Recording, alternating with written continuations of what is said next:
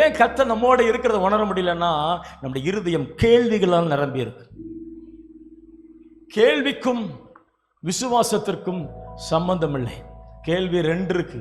ஒன்று, எப்படி நடக்கும், எப்படி ஆகும், அது நடந்துருமா, சர்ச்சுக்கு போனால் நடந்துருமா, சோதரம் ஆண்டவர் தேர்னா நடந்துருமா, தசமா காணி கொடுத்தா மாத்திரம் நடந்துருமா, இது கேள்வி. இன்னொரு கேள்வி நான் பிரசங்கம் பண்ற பாருங்க, இதை கேட்டுட்டு இருக்கிறீங்க பாருங்க, அதுக்கு பேரு கேள்விதான், ஹியரிங்.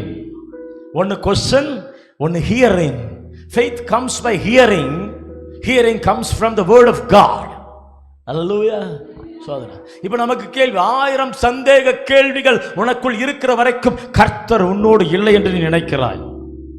புதிய ஏற்பாட்டில் சகரியா அப்படின்னு ஒரு ஆசாரிய வகுப்பை சார்ந்தவன். அவன் மனைவி எலிசபெத் 2 பேருக்கும் வயசாயிடுச்சு.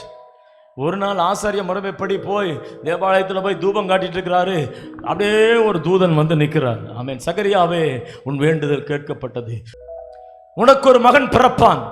சகரியா, ஐயோ நான் கிழவனாச்சே, என் மனைவி வயசானவளாச்சே, மலடியாச்சே, எப்படி ஆகும்? அல்லேலூயா. ஆண்டவர் பார்த்தாரு, எப்படி ஆகுதுன்னு கேள்வி கேட்ட, பையன் பிறக்கிற வரைக்கும் நீ ஊமையாவே கடை. ஒரு இல்லையா சொல்லுங்க பார்ப்போம். நல்ல வேலை, கிருபையின் காலத்தில் இப்படியெல்லாம் நடக்கிறது இல்லை. ஏன்னா உங்களுக்கு பிரசங்கம் பண்ணுற நான் கூட ஊமையாக தான் போயிருப்பேன். நானே என்ன செய்திருக்கிறேன், 1000 கேள்வி. அல்லேலூயா. நீங்கள் யாராவது ஒருத்தர் உள்ளத்தில் கேள்வியெல்லாம் வந்திருக்கீங்களா? சோதரம். அந்த கேள்விகள் என்ன செய்யுதுன்னா, ஆண்டவர் நம்ம கூட இருக்கிறத மறுதலிக்கிறது.